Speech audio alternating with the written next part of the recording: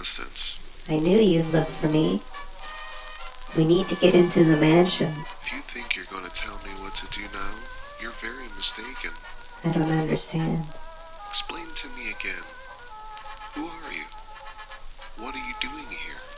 Dr. Constance Landry of the Shadow Brigade, member of the Order of Light, helping the elders stop Ositan Zabisu's quest to cause the destruction of all realms. Helping, huh? What do these elders look like? And how do they usually appear to you? What happened, Darryl? Just tell me. Well, the first time I witnessed the elders and their power was when we first thought the Shadows planned to steal an ancient relic to use it for their own terrible deeds. They appeared in a flash of light. I remember a booming, echoing voice, but multiple members of the elder race stood in the light. Looked like they had staffs and wore robes. They somehow harnessed the energy of the relic and sent Ositan Zabisus back in time. But it shattered space, fracturing the world and creating a new dimension, the future we were now in. Their power was great, and as a person of science, I had to know more. The second time that the elders came to me, I was alone. All my team members have similar stories. A portal into another world appeared after a crackle of static and light. Particles swirled around as an elder with a sword and a robe stood. I was told we were needed to protect and preserve the balance, to stop the chaos of the shadows, to avenge the world we lost. They gave us powers of high intelligence and infinite life. We can be killed, but we will never just die, or even age. I'm actually now over 350 years old. A circle of particles, a portal to another world, a roped being with a booming and echoing voice. I'm surprised you're stuck on those details. I thought my true age would cause more questions. It took a long time to rebuild our old world, to create a base. Time is not linear when you're in the Order of Light. We also traveled to other worlds, fought creatures, gathered intel for the elders. We essentially carried on our jobs as the Shadow Brigade, but for a higher power. Strange at first, but you get used to it. My mind is having a hard time with this. I know. I don't expect you to understand or even believe me. But I do know you understand a threat when you see one. We need to get into that mansion. You don't get it. I was warned to stay away from you. Clearly, your elders, or whatever they are, underestimated me.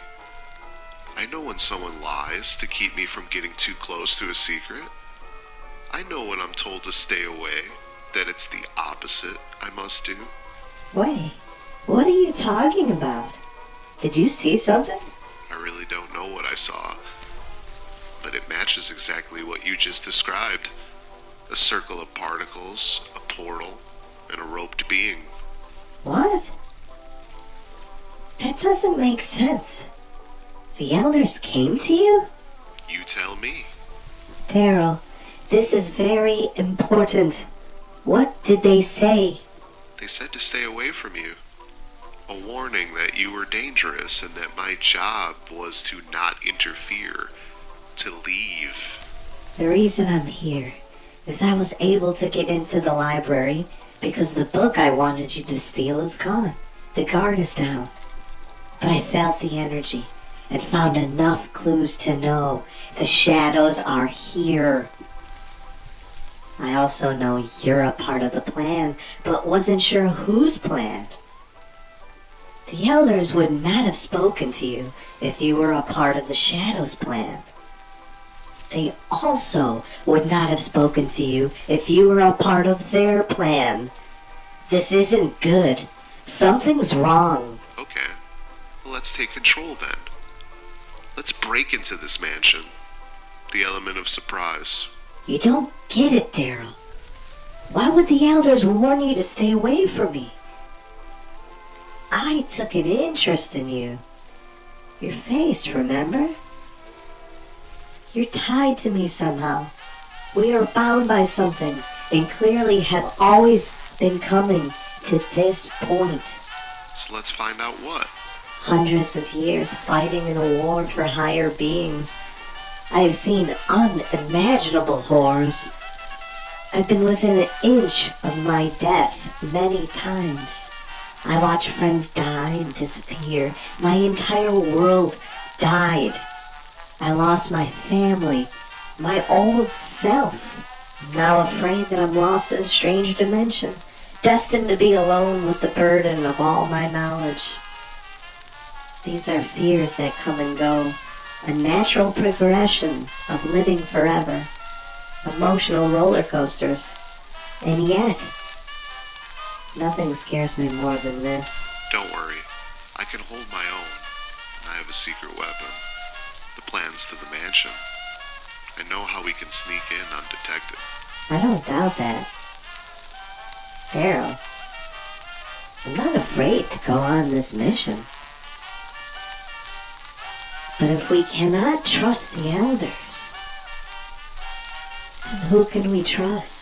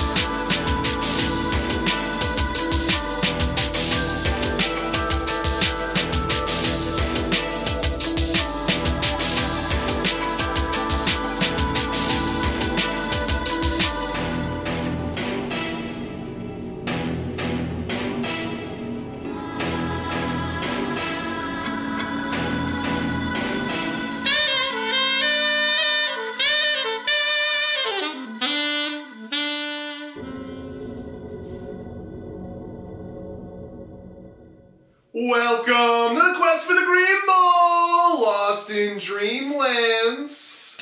A previous top-ranked team is having a bit of a mid-season free fall, but is still in first place. But two new top contenders have arisen, and they are in the same division.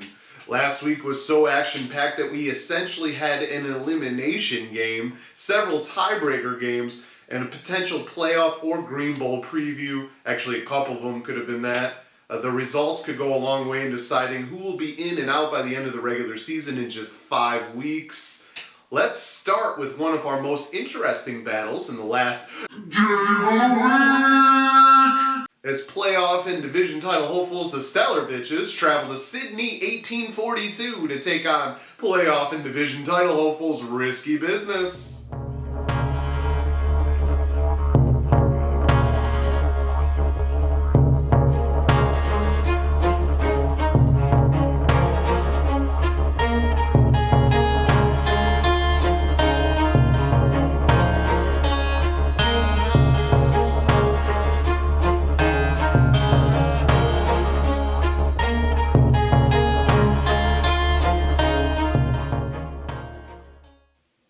contest that Risky Business was favored in, but the Stellar Bitches did all they could to make enough coaching moves in a bye-week hell and push Risky Business until the last 2 quarters on Sunday night.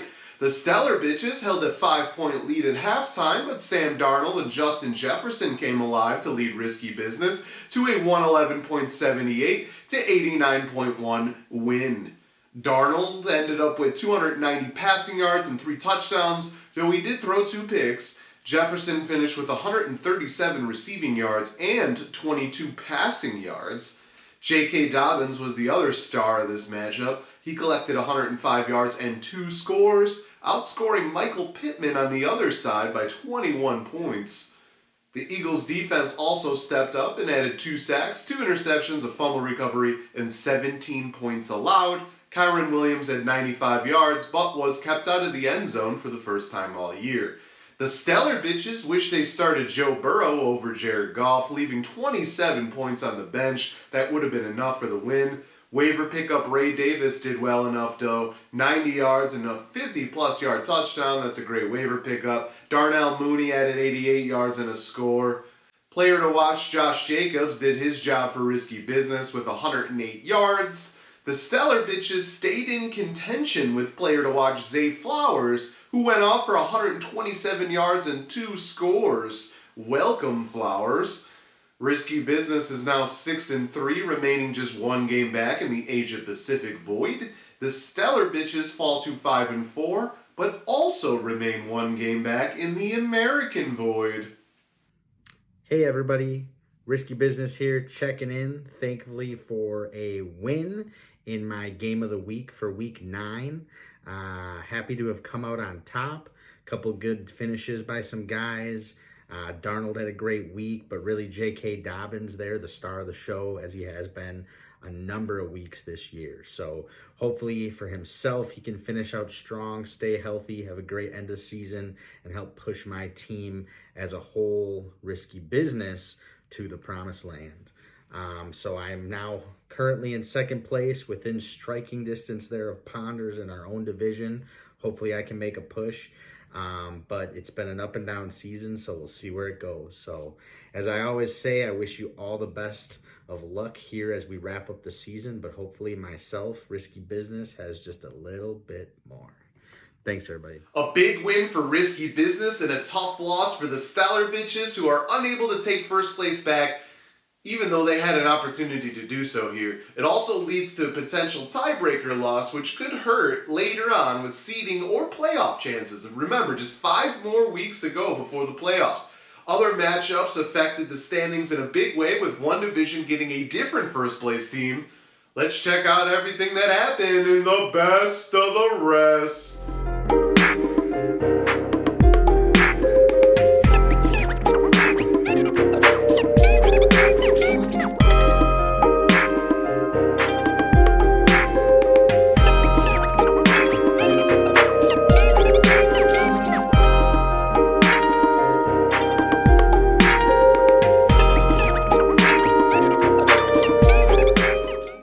Jordan hosted Loki Lebowski Thor in what could be seen as the last chance for either team to get back into the playoff race. It was Lebowski Thor coming away victorious with a 142.1 to 92.4 beatdown.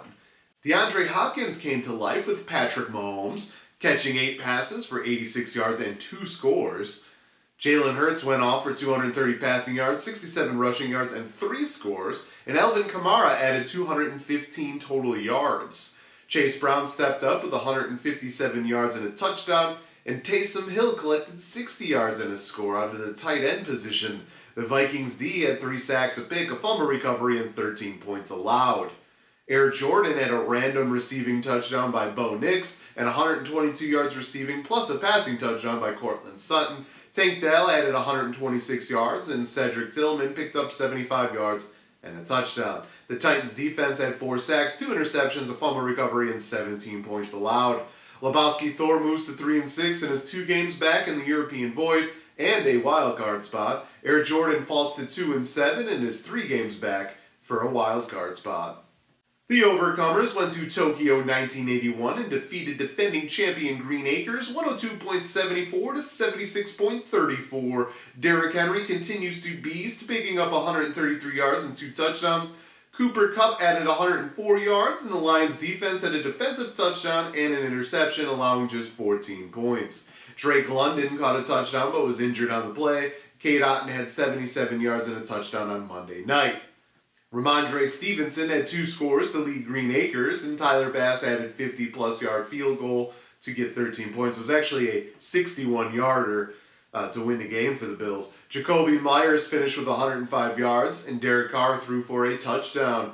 The Overcomers moved to 4-5 and are just 1 game back in the wild card race and 2 games back in the American Void. Green Acres falls to 3-6 and is now 2 games back in the wild card and 4 games back in the Asia Pacific Void. Minerva's Minions visited Moscow 24-35 and won a high-scoring battle against the elite Mother Tuckers, 115.08 to 98.04. Saquon Barkley was the leader, spinning and reverse hurdling his way to 199 yards and 2 scores, though he did lose a fumble. Scary Terry McLaurin caught 2 touchdowns, and Amon-Ra St. Brown, the sun god, also reached the end zone. Kirk Cousins finished with 3 touchdowns, and the Bengals D had 5 sacks and 2 fumble recoveries, allowing 18 points. Kenneth Walker added 107 yards. Devon Achane led the Mother Tuckers with 121 yards and 2 touchdowns, and Tua Tagovailoa added 231 passing yards and 2 scores of his own. Bijan Robinson had 145 yards, and Tony Pollard collected 154 yards. Justin Tucker picked up 2 field goals and 5 extra points. Both teams are now 4-5 with Minerva's Minions just a game back in the European Void and for a wild card spot. The elite Mother Tuckers are a game back of a wild card spot and 3 games back in the Asia Pacific Void.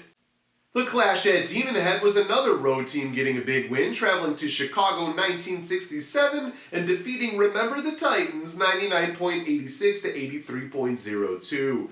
Garrett Wilson started the show with 90 yards and 2 touchdowns on Thursday night. Trevor Lawrence had 2 rushing touchdowns, and Jaden Reed added 113 yards. Trey McBride had 37 yards and a score. It was actually a rushing score of all things. And the Ravens D had 4 sacks and interception and 10 points allowed.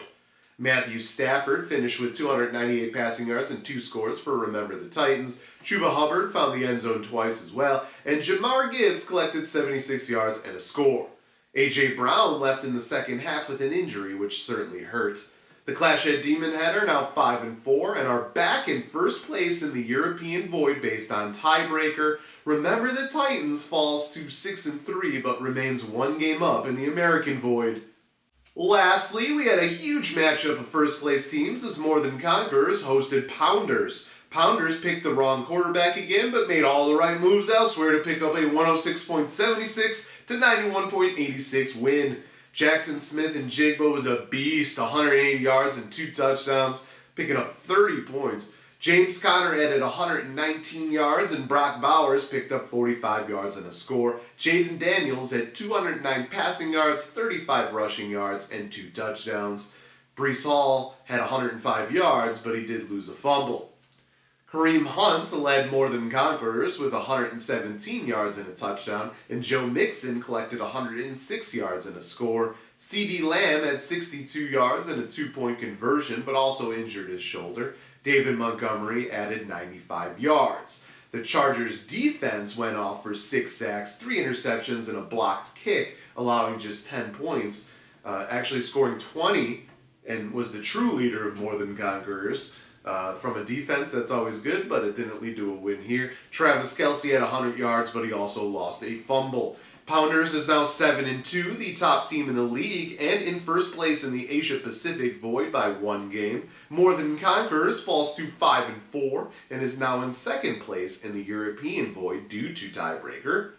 The top team in the power rankings will remain, obviously, after these results, while losses for the 2nd, 4th, 5th, and 6th teams in the rankings last week will almost certainly cause a lot of movement here. We'll see what happens. Where some of the top teams in the standings fall will be interesting. But again, with 5 weeks to go, we are probably really 2 weeks away from seeing a power rankings version that begins to reflect the true championship contenders, meaning place in the standings plus playoff week projections. The top team right now is not guaranteed anything yet, with the second team also right behind them in the same division. We're talking Pounders versus Risky Business. That's going to be a crazy, crazy one. That's the show. Tomorrow we will preview another big-time slate of matchups with just 2 out-of-division weeks left before we get back into divisional play. Before you go, check out the rest of the power rankings behind Pounders and Risky Business. Until next time, salut.